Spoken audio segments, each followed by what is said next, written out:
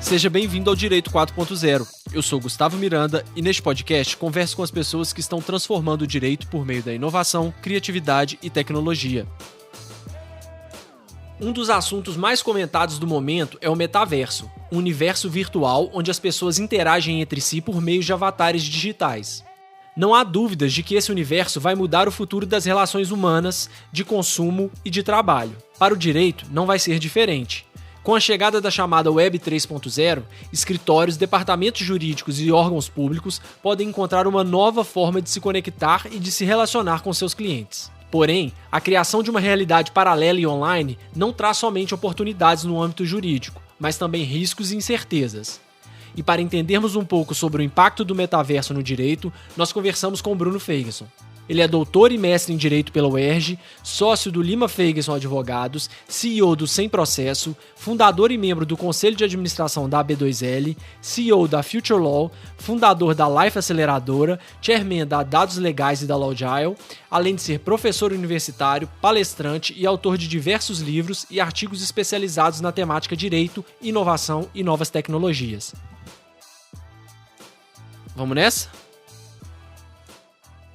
Bruno, seja bem-vindo ao Direito 4.0. Vamos falar hoje do tema que está mais, acho, em alta, que é metaverso. E eu acho que é muito legal a gente, antes de entrar no metaverso, né, propriamente dito, a gente contextualizar um pouco da onde que surgiu isso, como que está a evolução da internet, né? A gente está ouvindo aí também falar de Web 2.0, Web 3.0. Como que você está percebendo isso? Qual que é a diferença entre essa Web 1.0, Web 2.0, Web 3.0?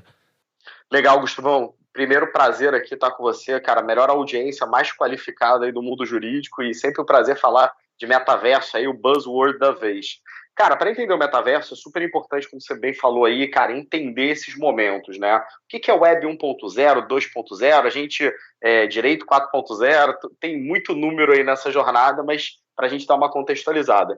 Cara, basicamente o que se chama de Web 1.0 é aquele primeiro momento ali da internet. Talvez a galera mais cringe aí vai lembrar, quem é a galera aí mais geração Z já viveu, talvez já tenha começado a usar a internet mais no 2.0, mas o 1.0 é aquele primeiro momento quando a internet ali começa a se popularizar mais e basicamente era uma utilização muito passiva por parte dos usuários. Então você tinha ali os grandes portais, né? Se a gente for lembrar, na época, inclusive se acreditava que a internet seria isso, grandes portais, a AOL, UOL, Terra, até alguns desses veículos ainda existem hoje, mas era basicamente uma internet estática, o usuário como um leitor, e que ele basicamente estava ali de maneira acompanhando o que ocorria sem pouco se manifestar. E aí teve uma revolução muito intensa, que foi a Web 2.0, que é o que a gente está vivendo hoje, né? Que é basicamente todos nós nos tornarmos produtores de conteúdo. Então, um grande exemplo dessa Web 2.0 são as grandes empresas de mídia, as grandes redes sociais. Então, a gente produz ali um nível de conteúdo muito grande, né? A gente é que acaba populando essas. Então, imagina esse podcast aqui que a gente está gravando, vai ser distribuído aí por uma série de plataformas de streaming, etc. E, última análise, quem está protagonizando somos nós, os usuários. Então, essa Web 2.0 e aí gera todos os desafios, né? E é engraçado isso, como o direito ele vem a reboque, né? Então, a gente está discutindo, por exemplo, questão de dados, beleza, a gente já tem aí algum cenário, mas a gente ainda está engateando, né? Em termos de entender como regular isso. E aí, enquanto a gente está vivendo isso de maneira intensa, discussão de dados, a era dos dados, isso é o mais relevante, nós usuários é que criamos conteúdo, vem essa dita Web 3.0 que está ascendendo, né? Inclusive esse conceito da Web 3.0 foi forjado aí pelos criadores da Ethereum, que é uma das principais redes de blockchain, e vem nessa dinâmica da descentralização. Então, muito pautado aí no blockchain, efetivamente, que é um tema aí que a gente fala há muitos anos, mas que efetivamente agora está surgindo. E aí, uma série de temas que eu acho que a gente vai ter oportunidade aí de trocar uma ideia, de explorar essa Web 3.0, e a partir daí vem esses conceitos de descentralização, blockchain, criptos, NFTs e o metaverso, que talvez seja o que vai efetivamente mudar a nossa dinâmica dentro da nossa relação aí com a internet, né? É muito legal a gente ver isso acontecendo, né? E conseguir entender, porque muitas pessoas estão chegando agora, né? Muita gente começando a produzir conteúdo, por exemplo, né? Seja através de podcast, de vídeo, de blog, enfim.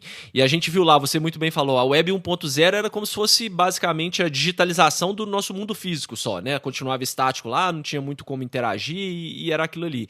A 2.0, agora que a gente fala, nossa, agora a gente consegue saber como isso funciona, vem uma Web 3.0. E aí, como toda tecnologia nova, ela tem muita crítica, né? Muitas pessoas estão até ridicularizando essa questão. Não, isso não existe, isso não vai sair do lugar. Blockchain, Bitcoin, isso aí é coisa de nerd, nunca vai pra frente. Qual que é a sua visão sobre isso? Essas críticas, faz parte mesmo de toda nova tecnologia e são pessoas que não estão entendendo esse movimento que está acontecendo e que vai acontecer efetivamente, queira ou não? Ou não, tem um pouco de sentido nisso que as pessoas estão criticando dessa nova modalidade? Cara, é interessante isso, Gustavão. Sempre que surge uma nova tecnologia, tem dois movimentos críticos, a gente poderia, assim, denominar aqui, basicamente duas linhas, né? Uma primeira crítica que é essa, cara, não vai dar certo, não vai rolar, isso aqui é viagem.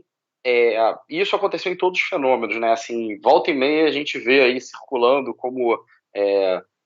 até irônico, né, matéria cômica hoje, às vezes um papel de jornal ali, uma folha do jornal mostrando alguns analistas dizendo que a internet ia durar 2, 3 anos, que era uma modinha. Então, isso volta, né? Então, acho que é natural e isso diz muito também de um sentimento de muitos nós, porque, cara, a gente está num mundo exponencial, então a gente sempre fala da lei de Moore, de como as coisas, a cada 18 meses, você dobra a capacidade de transistores. Então, a coisa está numa perspectiva muito exponencial, né? Se você pensar os últimos 50 anos da humanidade desenvolvendo tecnologicamente, que a gente não desenvolveu em milênios.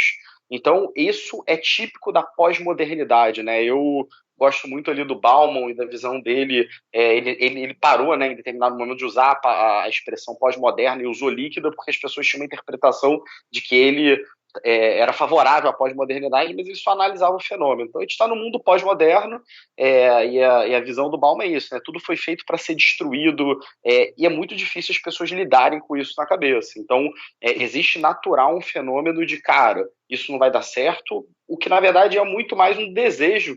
Gostaria que talvez isso não desse certo, mas se você for ver as revoluções tecnológicas, o que acontece, na minha visão, e acompanhando esses fenômenos, é que, na verdade, às vezes tem uma gradação de expectativa. Então, por exemplo, blockchain. Você pega ali no início da B2L, 2016, a gente falava muito de blockchain. Você vê que hoje, com NFT, os smart contracts estão rolando pra caramba, e isso demorou ali um intervalo de 5, 6 anos. Então, acho que o que às vezes acontece é uma expectativa num tempo menor.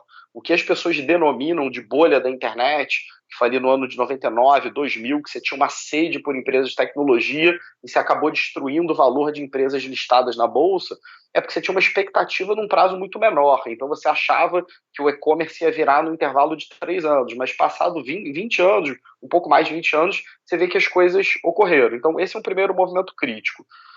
O segundo é um movimento mais ludista, né? Que é um movimento que também ocorre desde a primeira Revolução Industrial, que são as pessoas entendendo a sua perda, que, na minha opinião, é o mesmo sentimento, tá? Ele se verbaliza de maneira diferente. Então, as pessoas incomodadas com essa mudança, então o ser humano aí, para uma análise aí freudiana, né, a pulsão de morte, ele quer restaurar o status quo. Então ele não quer avançar, ele está com medo do que vai acontecer, e hora ele vai dizer, isso não vai dar certo, e outro momento ele vai dizer, cara, isso vai dar certo, e isso vai acabar com os empregos, e vai vir o robô e vai destruir tudo. Então essas visões sempre muito distópicas, muito preocupantes, como se a humanidade, a gente estivesse no fim da história, né? Que também é um traço narcísico muito forte. Acabou o mundo, a partir daqui não vai ter mais advogado, não vai ter mais médico, não vai ter mais engenheiro, a gente não vai viver mais assim. Então, também são visões muito trágicas. Eu, particularmente, não me filio em nenhuma das duas correntes. Eu acho que isso é um fenômeno natural, que ele vai acontecer, é uma tendência. Acho que quem tiver a condição de entender o fenômeno e se inserir vai ter boas oportunidades, como sempre é. E, cara, vai mudar determinadas relações e no meio disso você vai tendo mudanças geracionais, né? Então, eu gosto muito de ver por esse recorte. Então, você vê a geração Z está muito aderida a isso, né? Você vê, por exemplo, a galera... a internet ela veio muito do mundo acadêmico para o mainstream. essa revolução que a gente está vendo muito do mundo dos games, né? Então você vê as primeiras expressões do Bitcoin, o próprio NFT, o próprio metaverso, que a gente vai falar bastante aqui, ele vem muito do mundo dos jogos, que é um mundo majoritariamente populado por pessoas mais novas, muito embora você tenha pessoas de todas as idades no mundo de game, né? Mas a geração Z está hiperconectada e é muito natural lidar com isso. Então, eu acho que no intervalo, por exemplo, de uma década, não vai ter nenhum nível de fricção em termos de metaverso, em termos de NFT, ou em termos de própria cripto, né? Que você falou, cara, a pessoa ainda tem uma desconfiança, mas, cara, meio que passou, né? Eu acho que ali, desde 2017, eu acho que foi quando o JP Morgan comprou a Poloniex, a coisa começou a chegar ali num fenômeno que é uma realidade, assim, você vai pegar um grande family office, difícil hoje alguém que não tem algum nível de exposição em cripto. Ainda é minoritário? Mas em muito pouco tempo isso ganhou uma dinâmica muito grande, né? E falando em dinâmica, essa foi a mesma dinâmica, né? De ridicularização, de não vai dar certo, de coisa de gente da tecnologia e tudo mais, e aí você chega até esses grandes fundos que estão investindo hoje, né? Praticamente todos os grandes bancos e grandes fundos têm algum tipo de investimento em criptomoeda. Então, assim, é uma coisa que, apesar das críticas, né, o Nassim Taleb, por exemplo, é um grande crítico e fala que isso é esquema de golpe financeiro, de pirâmide financeira, né? Ele tá batendo muito nessa tecla, eu acompanho ele pelo Twitter. Eu não consigo também concordar com ele, apesar do cara ser muito foda, mas, né, você tem grandes ícones aí que ainda estão criticando, apesar da coisa já ter se tornado uma realidade. Mas, então vamos falar de metaverso, cara. O que afinal de contas é o tal do metaverso? Como que ele começa a popular essa web 3.0? Legal. Cara, antes de mais nada, o metaverso seria um buzzword, né? Então, nesse mundo aí de pós-verdade, você ter uma iconização dentro de uma palavra, né? E aí, uma visão junguiana de homem, seus símbolos e por aí vai. Cara, você precisa de símbolos, né? Então, acho que o Bitcoin, que a gente falou agora, você precisa ali de um conceito, né? Então, a gente racionaliza através de palavras e você passa a ter uma palavra, isso abre um horizonte muito grande. Então, primeiro, mais do que tudo, cara, o metaverso ele é um conceito. E qual é esse conceito? Ele é um conceito de uma aproximação maior entre ser humano e a experiência digital, uma experiência mais imersiva. Eu acho que é por aí que começa o conceito, e aí não tem como a gente fugir aqui dos elementos pops que, cara, construíram o imaginário da nossa geração, que é a própria Matrix, né? O filme ali que, porra, extremamente premiado, marcou uma geração, e aí talvez esse mais forte, mas em outras gerações você vai tendo muito dessa aproximação, aí você tem o jogador número 1, etc. Então, é o conceito disso. Então, cara, como é que ser humano, ele num primeiro momento ele era caçador e coletor, depois ele vira mais agrícola, depois ele começa a ir para as cidades, o que é um fenômeno muito recente, urbano, quando você pega em temporalidade histórica, e muito rapidamente a gente migra das cidades para o ambiente digital, para essa vida digitalizada. Como a gente falou, a gente se torna mais imersivo na Web 2.0 por um desenvolvimento tecnológico. Então, quando a gente tinha a Web 1.0, é que parece uma outra realidade que a gente vivia. Mas você falava, cara, eu vou acessar meu computador para ver e-mail. Você já viu o seu e-mail? As pessoas passavam 3 dias, às vezes, sem acessar o computador. E isso vem para o smartphone, isso vira uma realidade, e principalmente no Brasil, que a gente passa, é um dos países do mundo que mais gasta tempo com redes sociais, a gente já está imerso em aplicações como WhatsApp, Instagram, dentre outras, e a gente entende que é possível a gente ter uma experiência ainda mais imersiva.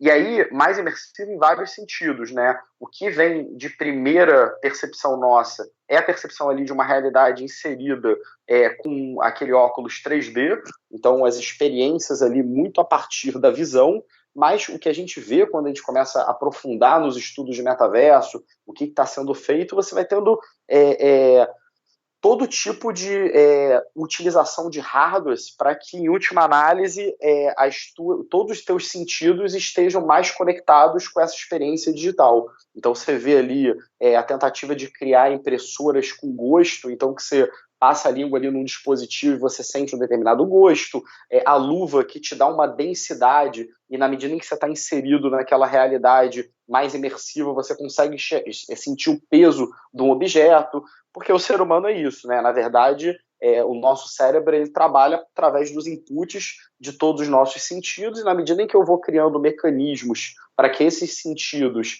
eles estejam mais ainda inseridos dentro dessa realidade, eu vou criando esse metaverso. Então, isso é um conceito que talvez seja o que a gente está conseguindo vislumbrar.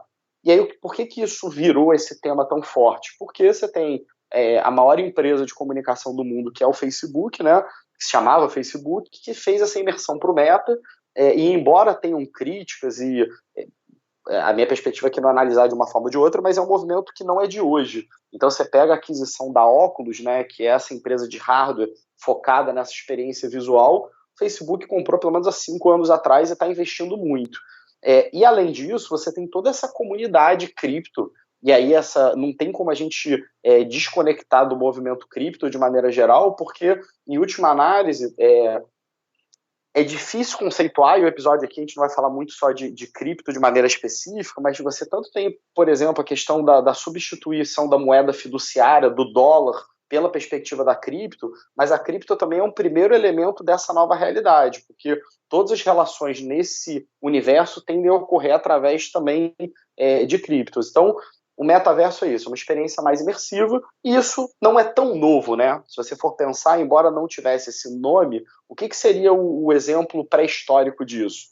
Cara, são aquelas experiências como Second Life, os próprios RPGs, os próprios jogos multiplayers. Então isso já era uma tentativa da gente se conectar ainda mais. Só que hoje a gente tem tecnologia disponível e vai ter cada vez mais, que é a projeção dos próximos anos, para que essa experiência ocorra de maneira mais intensa.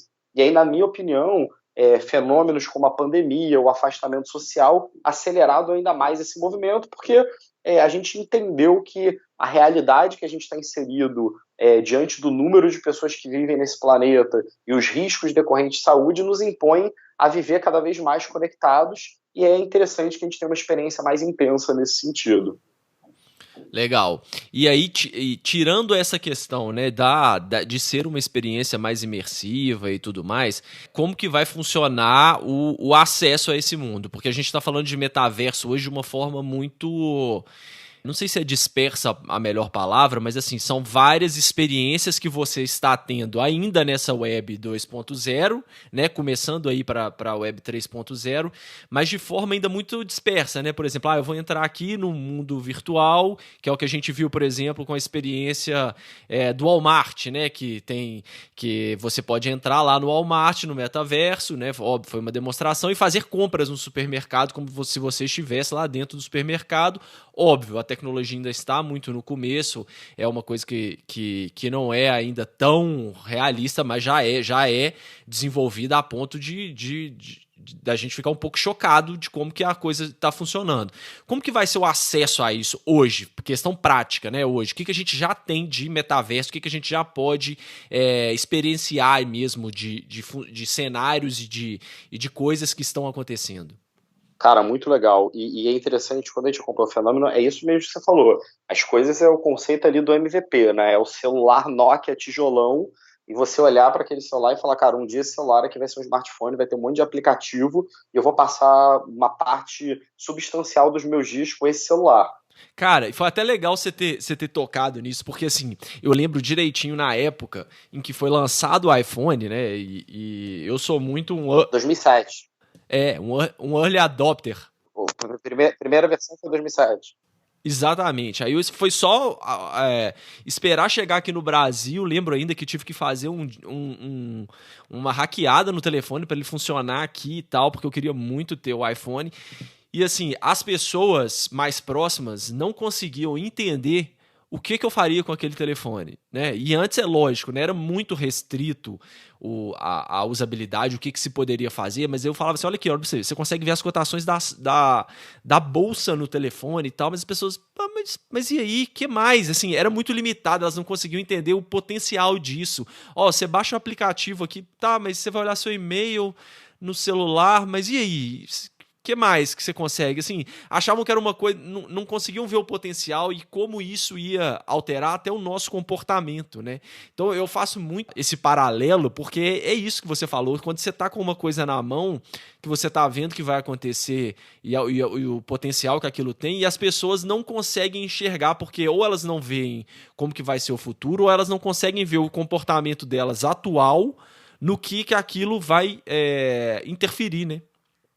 Exatamente, eu acho que é engraçado, né? Até na Apple Store, né? Você falou, cara, por que que eu vou ter uma loja de aplicativos? Por É, quê? Será que é infinito? Então, as pessoas não... E aí, em determinado momento, era aquele boom de aplicativos, de baixo todos os aplicativos. Hoje você acaba botando o aplicativo que você usa mais. Então, é muito isso, assim, as pessoas não conseguem dimensionar. Por outro lado, o que a gente viveu, então aquelas histórias, a Kodak inventou a máquina digital, não desenvolveu, quebrou. A Nokia aqui que a gente mencionou não conseguiu entrar na jornada ali do smartphone e deixou de ser aquela liderança. Então isso já está tão na cabeça das pessoas que faz com que as empresas, a gente entra na resposta ali do Walmart. Então hoje qualquer empresa, ela sabe que isso é uma realidade, ela sabe o que aconteceu com as empresas que não adentraram ali na Web 1.0, nem da 2.0, e é interessante, né, saiu um livro recente do Facebook, ele narra ali os primeiros anos, e ele mostra, por exemplo, que o Washington Post, em determinado momento, ele fez uma proposta de aquisição de 10% do Facebook, salvo engano, por 7 milhões, alguma coisa assim. Então você imagina que o Washington Post passou ali, cara, e na época o Facebook não aceitou porque teve uma rodada de um outro fundo. Então, isso tudo, imagina, no início do Facebook, alguém fala, cara, o Washington Post, o Facebook, não tem comparativo que o Washington Post é o Washington Post. Ou você vê na época, por exemplo, a Disney tentou comprar o Netflix, não comprou o Netflix, passou a ter um valuation maior, e a Tesla ali com valuation de 17 montadores somados. Então, a gente já está inserido nesse mundo que a percepção das pessoas é um pouco diferente do que era anteriormente. Então, hoje, e aí talvez acaba que isso, inclusive, ainda acelera mais o movimento, porque na medida em que o Facebook muda de nome e se torna Meta, e aponta o canhão, né, e todas as pessoas sabem do potencial do Mark Zuckerberg e, cara, do potencial financeiro do que é essa empresa. Isso acelera mais, e aí todo mundo tem que entrar dentro de uma experiência, muitas das quais experiências que muitas vezes não são o que serão, mas são o primeiro passo, e aí isso vai se construindo, né? Então, porque ninguém quer ser a nova Blockbuster, né? é isso, é isso. E eu vou te falar que o fenômeno de você ser o first mover, ele, por essência, ele te dá uma vantagem competitiva, porque até você experimentar. A gente, cara, é interessante. Ano passado a gente começou a estudar essa questão de NFT e eu acabei fundando e investindo num estúdio de NFT, que é saindo um pouco, eu estou muito inserido em Lotec, né? A gente tem mais de 20 e poucas empresas investidas, e eu quis inserir, eu quis entrar porque eu queria entender na prática como é que isso se dá, como é que se faz. E aí você vê, no intervalo de pouco tempo, a gente está lançando uma coleção agora, que é o 55 Unit. A gente está fazendo o projeto da reserva de NFT. Então eu acho que você está inserido ali no início. Então eu vejo com muito bons olhos o Walmart tentar essa experiência. Quantas aquisições vão se dar? Poucas. Quantas pessoas vão se dispor a utilizar? Será que aquilo gera um valor de imediato? Talvez não. Mas aí quando você projeta no tempo, daqui a 5 anos talvez seja a grande fonte de receita. Então, mas respondendo, então em termos de metaverso, a gente entende que toda experiência imersiva seja metaverso. O conceito de Web3, lembrando, ele foi criado por pessoas de redes blockchain, então ele vem muito nessa perspectiva descentralizada, mas na minha opinião a gente está vivendo um período muito pré-paradigmático, porque tem uma visão de que os metaversos principais, e aí você tem o Sandbox, Decentraland, tem outros, toda hora, todo dia está surgindo um novo projeto, são muito pautados em redes descentralizadas. Então, ninguém é dono de sandbox, né? Então, ele, na verdade, é um projeto tokenizado, em que se você tem um token, você pode se manifestar na tomada de decisão. E aí tem uma crença, como era a crença da própria internet, de que a internet ela seria esse espaço, né? Eu acho que sempre tem um movimento ali muito utópico no início da tecnologia, que é uma crença de que aquela nova tecnologia vai esvaziar o sistema vigente. Mas o que a gente vê em termos de sistema, de capitalismo, é que isso tende a se expandir, né? Então, da mesma forma que as pessoas que o Satoshi Nakamoto, né, que é essa figura emblemática, que tinham ali os fundadores que imaginavam, que lançaram o protocolo após a crise do mercado ali de subprime em 2008, imaginando que eles acabariam com o sistema financeiro até então imposto, na verdade eles foram absorvidos por esse sistema, e esse mesmo sistema, aqueles mesmos grandes bancos, é que são hoje talvez os detentores de uma parte substancial das criptos. Então, é difícil ainda entender como é que vai se dar essa dinâmica. Como eu falei, na internet lá 1.0, as pessoas acreditavam que seriam grandes portais. Por isso que os grandes investimentos iam para empresas como a AOL. Você vê que o Google ele se deu muito bem, porque na época ele fez parceria com todos os portais e ele deixava que as pessoas utilizassem, e os portais achavam que, cara, buscador era uma funcionalidade dentro de um portal. E no final a gente vê que hoje muitas pessoas têm como página principal o Google. A porta da entrada da internet é o Google.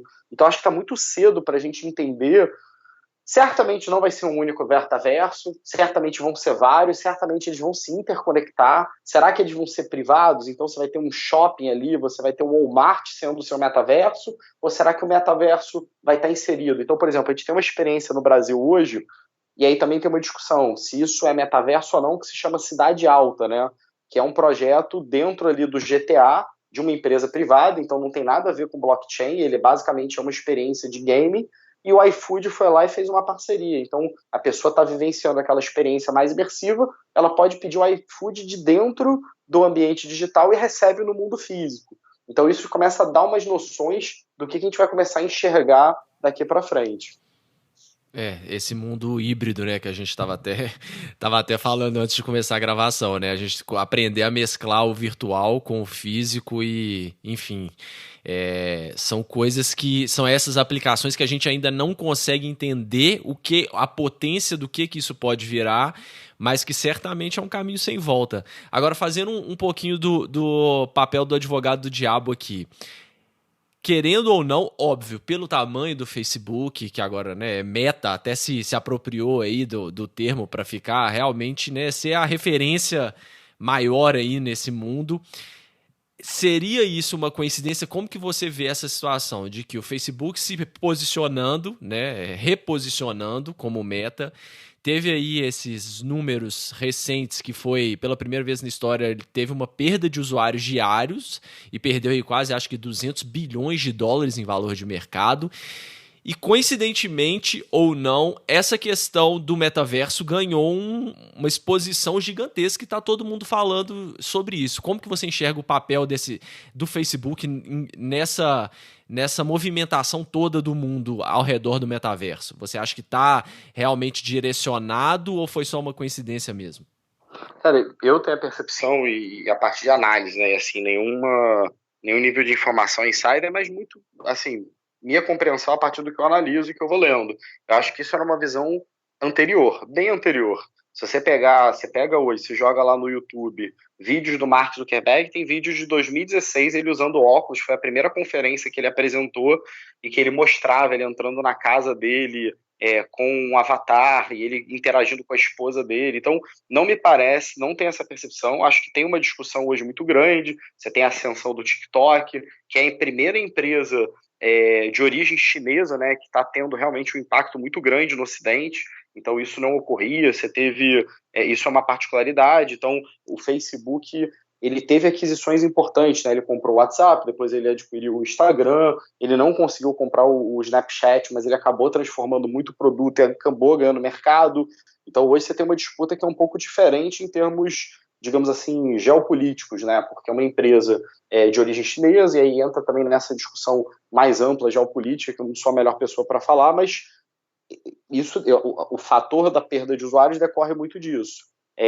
Agora, que o movimento, que na visão do Mark Zuckerberg isso era um ponto, me parece claro. Você vê até no próprio filme lá do Facebook, da origem, que o Justin Timberlake ele interpreta lá um determinado personagem, ele tem um momento que ele fala, cara, a gente vai viver em fazendas digitais. Então, essa compreensão, acho que ela acompanha o Facebook desde o início.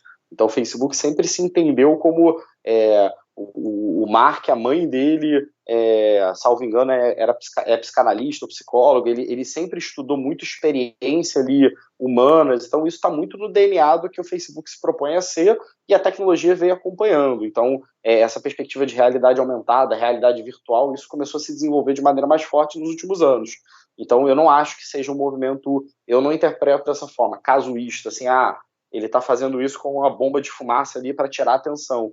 Eu acho que pelo contrário, assim, a minha percepção é que ele está tendo uma atitude muito agressiva e talvez que seja a própria sobrevivência. Eu acho Um que timing perfeito, né, assim.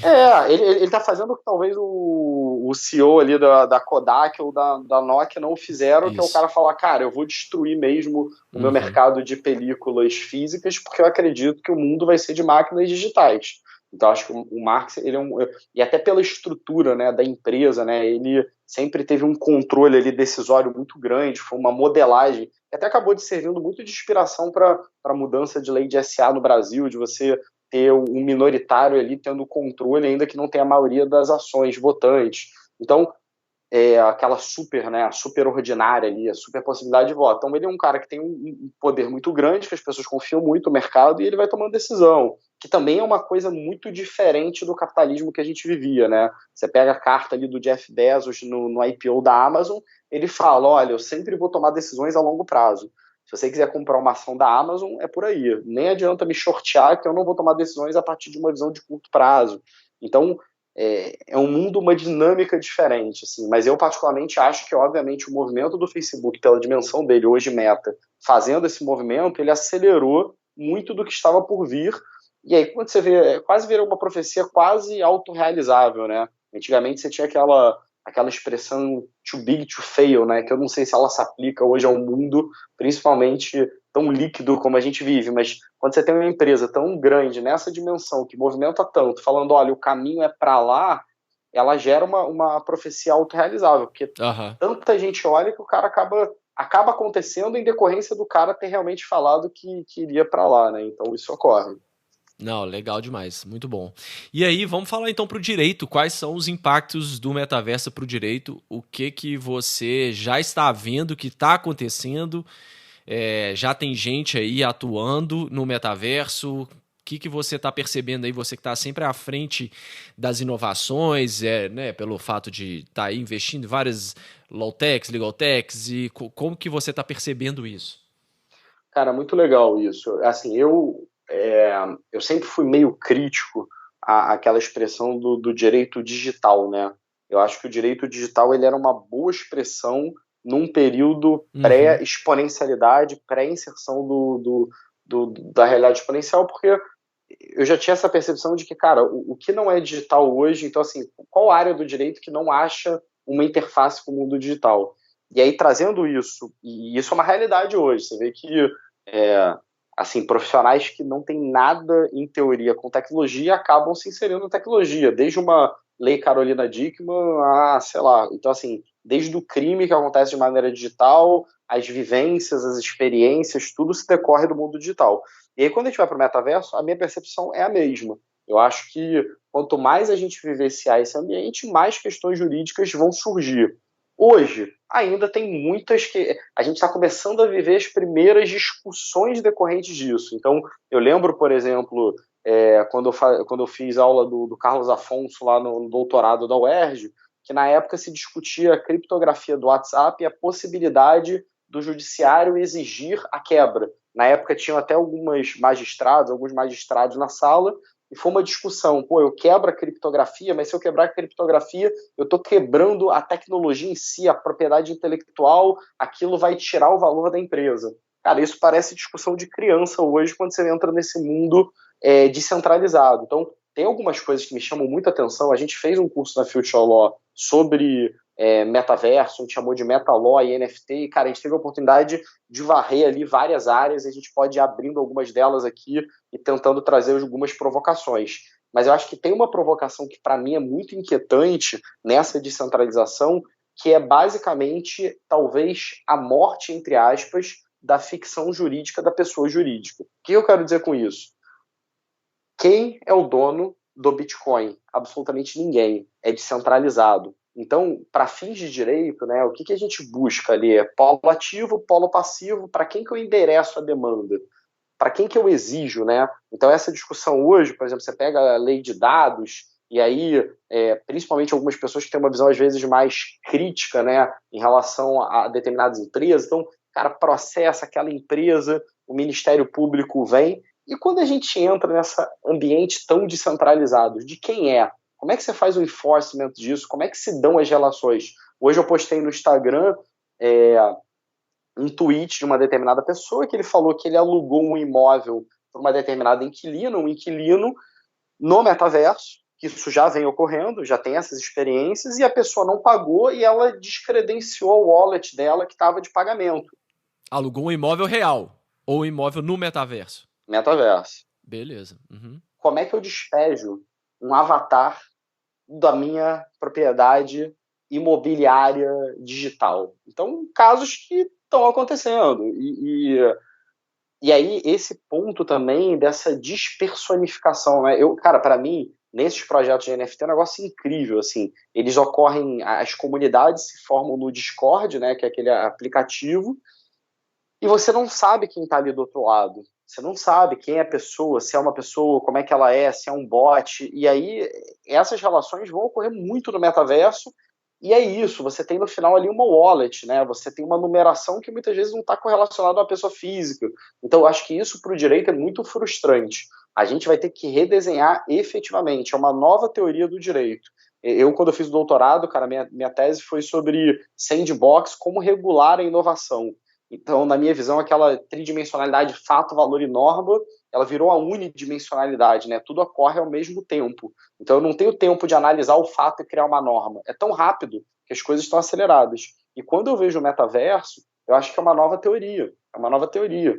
Então, assim, por exemplo, você pega direito da personalidade e direito das coisas, né? Coisa básica ali do direito civil que se aprende ali nas primeiras aulas. Cara, um algoritmo que ele é um avatar dentro de um metaverso e ele interage comigo, ele é uma coisa ou ele é uma pessoa? Ele pode deter, né? A gente tem algumas discussões ali de propriedade intelectual sendo criada por algoritmo, a discussão anterior, mas hoje a gente vai interagir com bots que vão ter uma experiência muito parecida, aquele filme Ela. Então, assim, isso é coisa, isso é pessoa, como é que se dão essas relações, como é que se dão essas heranças, como é que se transfere esse patrimônio. Você vê discussões de tributação hoje que ocorrem. Então, para mim, é uma nova teoria, um novo ambiente descentralizado que muitas vezes não vai ter personalidade jurídica. Para mim, isso também é muito incrível. Eu compro um NFT hoje de um determinado projeto, qual é a minha relação jurídica? Qual é a natureza jurídica desse? Aí eu posso fazer um recorte, beleza, isso, regulação da CVM, você tem um parecer, entendimento, se aquilo é utility ou não, mas eu estou tentando entender mais profundamente qual é a minha relação com o projeto. Se eu compro um Bored Ape hoje, o que eu sou? Qual é a minha relação com o Bored Ape? O que é o Bored Ape? Ele é o quê? Ele não é uma pessoa jurídica, ele não é constituído. Ele pode até ter um estúdio vinculado a ele, mas você entende que são relações jurídicas que não foram nem denominadas, que não foram nem compreendidas. Então, pegando mais macro, mas tem os efeitos mais práticos, né, do dia a dia, que é isso. Como é que eu tiro alguém? Como é que eu faço a aquisição? Como é que eu faço a venda? E se amanhã descontinua esse projeto? A gente vê no dia a dia ali do escritório, a gente trabalha para algumas empresas de game, é muito interessante você ver questões caindo no judiciário, skin. Então eu comprei uma arma no videogame, não foi entregue, ou eu desisti, tenho direito a arrependimento. Só que essas são discussões ainda com uma empresa grande ali do outro lado que você tem com quem litigar. Agora eu tô lá em sandbox que não tem dono. Como é que se dão essas relações? Então eu acho que tem muita provocação, eu acho que é um ambiente muito fértil para a gente pensar em muita coisa. E, cara, como eu sempre falo, assim, é um espaço absurdo para a gente criar doutrina, jurisprudência. A gente deve ter uns 3, 4 livros hoje em fase de confecção e as pessoas pensando e tentando dar conta desses desafios. Aí parece, pô, Bruno, mas está muito distante. Mais ou menos, cara. Assim, você vê, eu vi ontem, essa semana, o Roberto Justus falando que ele fez a alienação de um determinado imóvel físico, aqui sim físico, nos Estados Unidos, e o pagamento se deu através de cripto. Então, assim, tá distante, cara, eu acho que tá mais próximo do que nunca.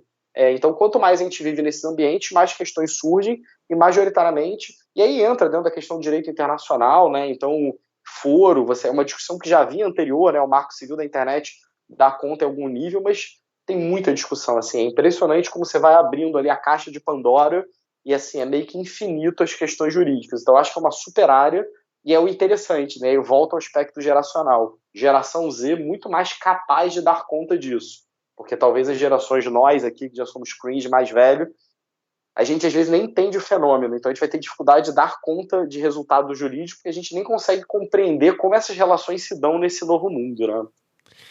E é muito engraçado porque a gente tá vivendo agora justamente essa época, aparentemente, né? Aqui a gente tá especulando, claro, a gente tá vivendo a coisa agora à medida em que ela acontece, mas a gente tá vivendo justamente esse momento lá do começo que você falou mesmo do direito digital, né? E que ainda fazia sentido fazer essa diferenciação e tal. Então, daqui a pouco pode ser que não faça nem sentido você falar. Daqui a pouco vão surgir, né? O direito no metaverso. Acho que foi até o Chris, né, aí da Future Law que postou falando que uma pessoa tá dizendo que sofreu um estupro coletivo no metaverso. Então aí você começa a pensar, né, o que envolve uma situação dessa, né? O que você tem que aplicar, quem você tem que buscar, como você faz isso numa situação igual você disse, em que ali o anonimato é o que impera, né? Até para a coisa funcionar mesmo, né? E a coisa foi desenhada dessa forma dessa descentralização. Então, como que funciona? Quais são as questões que a gente vai estar debatendo nos próximos 2 anos, 5, 10 anos? Vai fazer sentido falar em direito do metaverso, em MetaLaw? A gente já vai estar integrado daqui 5 anos de uma forma tão grande que vai virar o direito digital e que não faz nem mais sentido a gente falar, né? É uma coisa... É muito legal você ver e poder vivenciar isso à medida em que a coisa está evoluindo. Isso é muito bacana. Eu acho que talvez o pessoal ainda não deu conta dessa liquidez dos novos tempos. Então, por exemplo, a gente escreveu um livro lá em 2016 que era Regulação de Novas Tecnologias. Chamamos grandes administrativistas. O livro, 80% dele é falando sobre se o Uber podia ou não no Brasil. Cara, uma discussão hoje completamente vazia, né? Ninguém questiona, já teve decisão suprema, etc. Mas era a grande questão em 2016. Aí você vem mais recentemente, cara, LGPD. Caraca, é GDPR. Agora, como é que você aplica LGPD, por exemplo? Como é que você pode botar o direito ali, o anonimato? Como é que você descarta informação dentro de uma rede blockchain? Como é que eu anonimizo um determinado dado meu pessoal que esteja na Ethereum?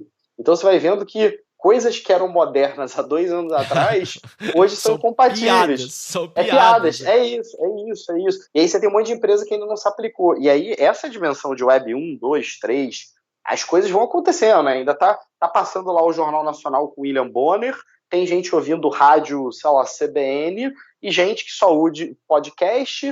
Então, assim, você vai tendo todos esses fenômenos convivendo no mesmo espaço-tempo, mas dimensões da realidade completamente diferentes, né? Então, desde pessoas que talvez não vão se inserir no metaverso, mesmo com isso acontecendo. E gente que já está vivendo muitas horas, gente que está vivendo, né? Por exemplo, eu falei do NFT, pessoas que estão vivendo de receber NFT de determinados games, jovens, aí você pega essa relação de trabalho, um jovem de 13, 14 anos, que ele está mintando ali NFT, isso é relação de trabalho, não é? Às vezes ele está ganhando mais do que os pais dele. Então, é um mundo líquido que a gente tem que estar com a cabeça muito aberta como juristas para compreender e trazer soluções aplicáveis. E eu acho que esse talvez seja um desafio para o direito nessa pós-modernidade. Ele se compreender falho e incapaz de dar conta de tudo.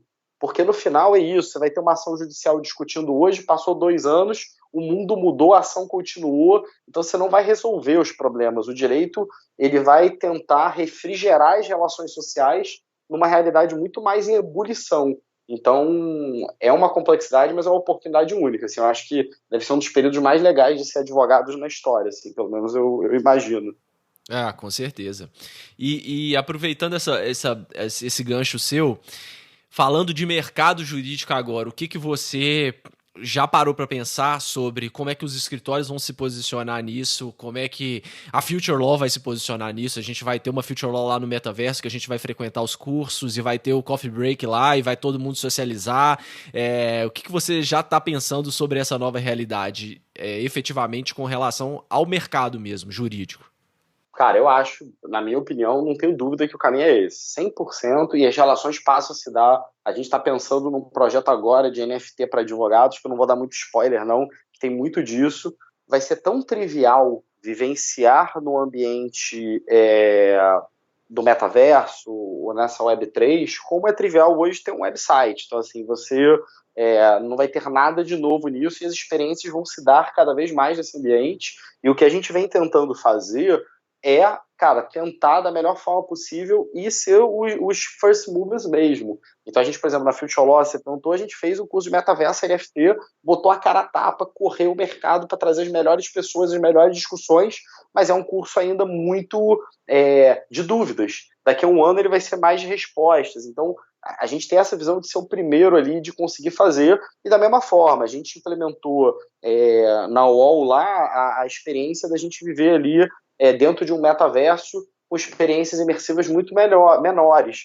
Mas a gente, por exemplo, implementou no Sem Processo Discord no início da pandemia e foi um super diferencial as pessoas conseguirem se conectar. E agora a gente vai para um ambiente que você já tem os avatarezinhos, ainda não é a melhor experiência, mas é isso. É o que você falou ali do iPhone. Você queria ser o primeiro a usar, certamente quando aquilo foi evoluindo, já estava mais dentro do teu sangue. Então a gente tem essa percepção e eu acho que os escritórios estão tentando, muito embora, né, e aí não querendo ser crítico, mas compreendendo o fenômeno, é engraçado, porque eu acho que no mesmo momento que a gente está olhando para metaverso, as pessoas às vezes com fetiche de quero voltar para o ambiente real, quero voltar para o mundo pré-2020, no sentido de que a convivência, de que eu trabalhava todo dia do lado da pessoa. Então eu acho que o advogado, por essência, ele tem os fetiches com a forma e com algumas práticas que às vezes são incompatíveis com a realidade. Então, desde usar o terno e gravata, que a gente sempre questiona, hoje talvez o escritório físico seja um pouco um fetiche. Talvez o escritório físico, naquela dimensão, com mármore, ele seja a nova vitrola ou o novo terno e gravata ou a nova máquina Polaroid. Assim. As pessoas gostam pelo aspecto estético, mas não Memória afetiva. memória afetiva, mas não dialoga com a realidade da maior parte das pessoas. Né? E tem um aspecto aqui do direito também que é relevante, que é o seguinte: existe uma discussão que eu também não vou adentrar, até porque não tenho uma opinião necessariamente formada, que é a discussão no Brasil, a gente tem uma restrição a escritórios estrangeiros, embora a gente saiba que existem escritórios cada vez mais atendendo. Quando você vai para essa realidade, assim, hoje a pauta do noticiário são pessoas no Brasil trabalhando para o mundo inteiro. Então, essa revolução do home office, e aí o metaverso funciona mais, cara, essa liquidez de você trabalha em qualquer lugar do mundo, com qualquer equipe. E o direito ele vai ter que lidar com isso também. Então, em termos das organizações jurídicas, elas vão ter que se entender mais globais. Eu acho que isso talvez vai ser um grande desafio, principalmente talvez para grandes bancas no Brasil, porque a gente estava muito acostumado com a barreira geográfica, a barreira da língua já é uma restrição, e é um fenômeno que se já vê acontecendo no mundo, né? E no Brasil isso vai se intensificar nessa nova jornada. Então, acho que seremos cada vez mais advogados globais, assim. Acho que a gente tem que se perceber como profissionais do globo e não restritos à nossa rua ou nossa localidade, que é uma oportunidade também incrível da gente poder trabalhar em projetos legais, né? E você já vê alguma oportunidade efetiva para agora de quem está entrando, ou é mais isso que você disse, assim, de mais de conhecer, de entender o que vai acontecer e ter mais dúvidas do que respostas? Cara, acho que não, acho que é muito, muito real, assim, eu vejo andando, né, nesse ambiente digital dos Discord da vida, dos projetos, eu vejo, assim, cara, uma oportunidade absurdamente grande. E em detrimento, em contrapartida, eu vejo às vezes os escritórios, e aí são novas realidades, aquilo que eu falei, novas dinâmicas, né? A gente tem um livro lá, em homenagem ao Richard Susskind, que o Helder, ele traz uma discussão muito forte, que o Helder já até participou aqui com você também, né? De modelagens ali de novas formas de advocacia. Então, eu acho que tem que ser criativo, tem que ser aberto, mas o fato é que existem oportunidades, porque as questões jurídicas surgem. E você pega projetos, assim, eu citando aqui muito Bored Ape, porque talvez seja o mais emblemático. Para quem não sabe, até já que você falou, são aqueles NFTs dos macacos, né? O Bored Ape. Isso, que ficaram muito popularizado ali na aquisição do Neymar, mas tem Jimmy Fallon, você tem uma galera muito forte que comprou esses NFTs e ganhou uma notoriedade. Por milhões. São NFT de profile pic. E você tem gente que tem esses NFTs que compraram ali quando ele valia 0.015 Ether, que era absolutamente nada. Então, assim, você imagina que se você tivesse... Olha a provocação que eu vou fazer. Como é que se dão esses NFTs? Você cria um Discord, e aí esse Discord ele limita... a partir do momento que ele lança o NFT, ele passa a criar áreas exclusivas para quem é detentor daquele NFT.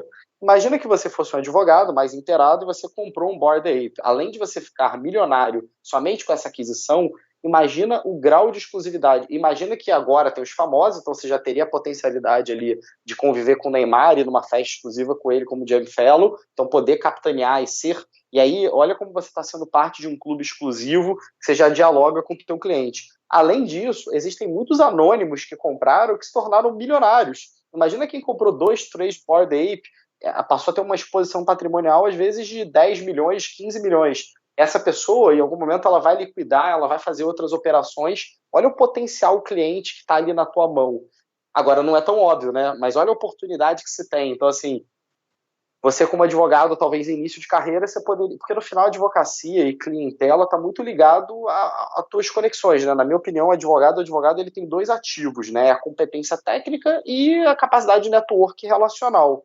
Então, olha como o capital relacional, o capital social que você pode criar nesse mundo digital.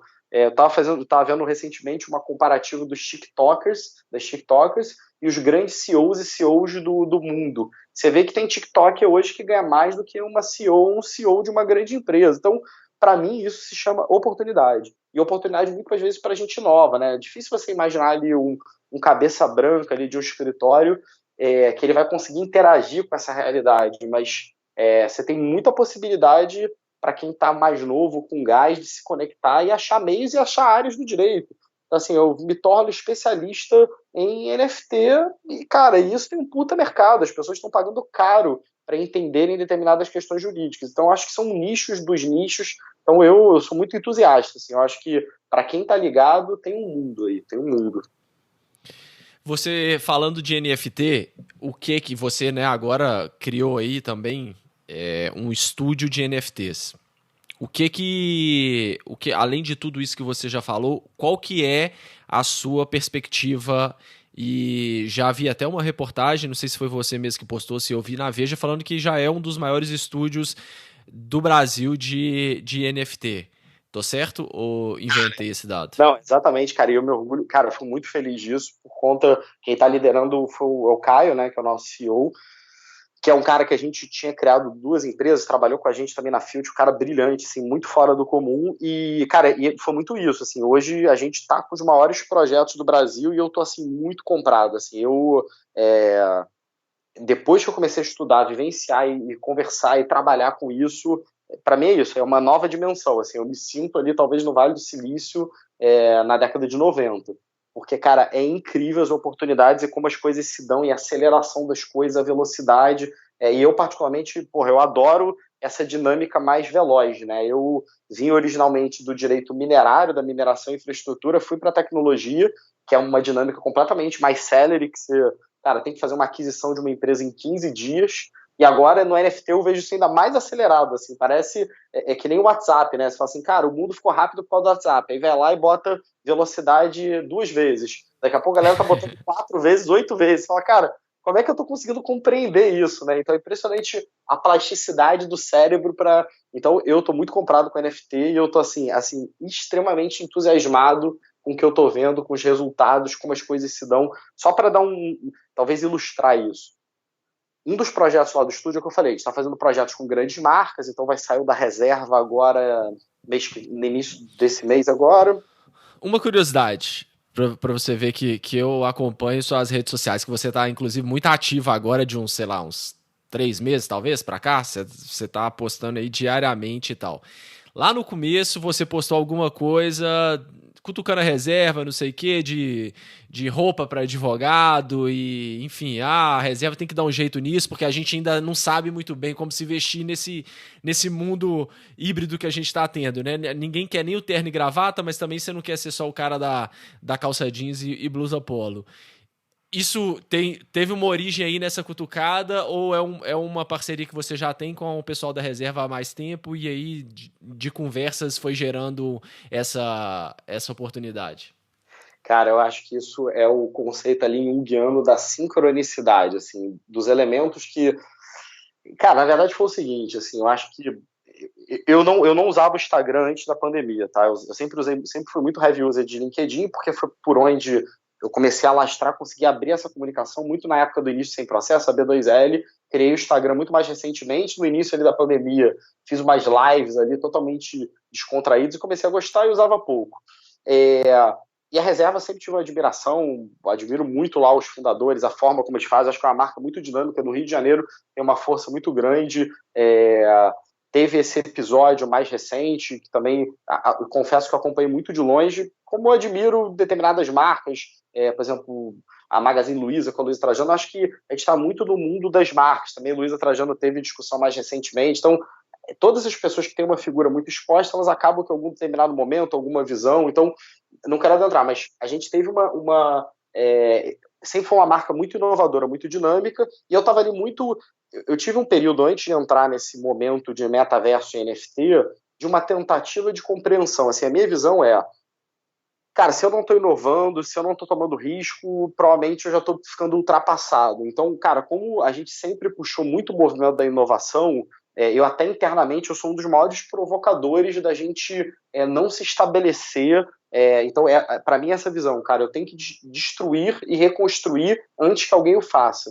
E eu estava tentando captar um pouco do que era esse momento. Então, comecei a andar, vagar, refletir, e estava muito nessa questão, e principalmente conversando com amigas e amigos do universo jurídico, eu ouvia das pessoas, não, a gente vai voltar para o escritório, o mundo vai ser igual 2019. E eu falava, cara, isso não faz o menor sentido. Então, e quando você não tem muito um parâmetro, né, a gente não é copycat.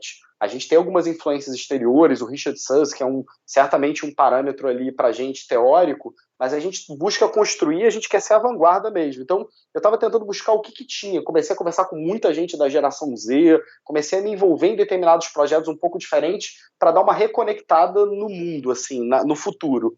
E aí veio a questão do metaverso NFT, mas, cara, quando eu postei aquilo ali da reserva, eu nem imaginava que a gente ia criar o estúdio, muito menos que a gente faria o projeto com eles, e a coisa acabou se dando de uma maneira por vias tortuosas, mas gostaria muito de ter essa engrenagem de conseguir olhar as coisas com uma previsibilidade, mas é tudo tão dinâmico, você falando isso, eu fiz uma conexão que eu nem tinha refletido. Eu, na verdade, estava passando ali na porta da reserva, tirei uma foto e fiz uma provocação ali de se tinha que ter uma coleção de roupas, então estava olhando muito mais ali, talvez uma parceria de roupa, nunca ia imaginar que a gente estaria levando informação o mundo das roupas, né? Então, foi legal, legal. Eu nunca tinha nem parado para elaborar isso, foi legal, e a tua provocação nesse sentido.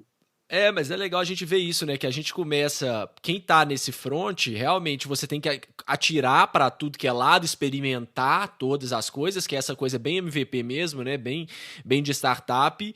E aí você começa a fazer conexões que talvez se você, sei lá, não tivesse postado, não tivesse atentado, não tivesse cutucado uma marca, não aconteceriam, né? Isso é que é legal desse mundo rápido que você tá dizendo, né? Bom, tenta aqui, não deu, passa pra próxima. Se a próxima tem alguma coisa que você consegue agregar de uma coisa que você fez antes, melhor ainda, e as coisas vão se somando, né? Porque o metaverso é meio isso, né? O metaverso não existiria se não tivesse blockchain, se não tivesse óculos de realidade aumentada, e essas coisas não foram construídas juntas, né? Pensando no metaverso. Cada uma foi evoluindo ao seu tempo e a seu modo até chegar no momento em que a gente conseguisse unir tudo, né? Muito legal isso.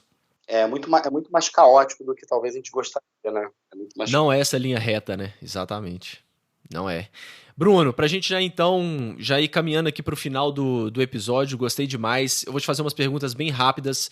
E qual que é a dica mais valiosa que você já recebeu? Pode ser dica profissional ou dica de vida, alguma coisa que você tá refletindo muito recentemente. Cara, pergunta difícil aí, né? E muito. Cara, cada dia eu tô lendo uma coisa diferente, então, assim, acho que é muito do momento, mas eu acho que eu tô muito com essa frase aí, com essa visão do Bauman de que tudo foi feito para ser destruído nessa pós-modernidade. Então, acho que essa é uma reflexão importante para a gente conseguir lidar com esse mundo líquido. Então, não se apegar muito a fórmulas que deram certo. Então, acho que tentar ter uma postura muito mais compreensível dessa realidade, ser um indutor dessas mudanças do que ser que as mudanças não te atropelem, né? Que você seja o motor nisso. Então, acho que estou muito com isso na frase, mas certamente se eu pudesse elaborar aqui, viriam muitas outras coisas. Mas eu acho que esse é um recado legal para nesse momento que a gente está vivendo de humanidade, assim. Legal. E o que significa sucesso para você? Cara, sucesso, na minha opinião, cara, é poder trabalhar com quem você gosta, fazendo ali o que você gosta e aqui num conceito meio de Spinoza, né, de que a alegria ali é você estar exercendo tua potência, então um pouco do Aristóteles ali, de você achar o teu lugar no cosmos é quando você está exercendo a tua virtude. Então acho que sucesso é isso, é você tá podendo explorar a tua potencialidade, esse teu fogo interno, você tá sentindo que você tá fazendo aquilo que você foi feito para fazer. Então, acho que isso é sucesso. Você poder conseguir conciliar isso, ainda mais numa dinâmica, numa sociedade de consumo capitalista em que você tem que pagar as contas no final do mês, você está pagando no final do mês as contas e está conseguindo estar com fogo aceso, tá feliz, né? Tá sucesso. Acho que é sucesso. E para quem ficou interessado em todos esses temas que a gente discutiu aqui, de metaverso, NFT, blockchain, tem algum material que você recomenda para as pessoas buscarem mais conhecimento? Ou é o bom e velho Dr. Google e acompanhar as redes sociais? Cara, eu acho que em termos de busca, né, assim, em termos jurídicos, cara, sendo aqui bem suspeito, cara, tudo da Future Law, a gente tem uma série de livros ali, a gente publica muita coisa, tem a RDTech, e também já fica o convite, então a gente adora receber projetos, a gente faz cursos, faz collab, então em termos jurídicos, muito do que a gente produz está ali. Cara, e redes sociais, eu também, como você falou aí, eu tô sempre tentando postar coisas, reflexões, provocações, mas tem um gap, é muito difícil ter material, então por isso que eu acho que o trabalho aí seu, do podcast, é muito interessante por estar gerando conteúdo de qualidade. Então é difícil conseguir, às vezes, ter material no momento em que a gente está vivendo as coisas todas. E também estou à disposição de todo mundo, é sempre legal que vocês têm uma audiência absurda, então sempre todo mundo manda mensagem lá no LinkedIn, no Instagram, o que eu puder ajudar. Tem às vezes gente que está fazendo mestrado, doutorado, que é uma referência, eu demoro às vezes para responder porque é muita coisa, mas contem aí com o meu apoio aí no ecossistema, vamos construir esse futuro que a gente quer viver, né? Maravilha. Então, quem quiser te acompanhar, o foco aí é Instagram e LinkedIn, né? E TikTok, mas o meu TikTok eu não consigo fazer virar, cara. Ainda não consegui. Então, quem quiser me apoiar aí no TikTok também, tô ainda aprendendo essa linguagem. Esse é o desafio, conseguir fazer virar o TikTok. Boa, Bruno. Mais uma vez, muito obrigado por participar do Direito 4.0. Valeu, Gustavão. Tamo junto, conta comigo e parabéns aí pelo teu trabalho. É excelente, um prazer imenso. Obrigado. Para você não perder nenhum dos nossos próximos episódios, siga o Direito 4.0 no seu player favorito. Siga o nosso Instagram, que é @Direito 4.0 Podcast. E também estamos no LinkedIn. É só procurar Direito 4.0 Podcast. Até o próximo episódio, pessoal.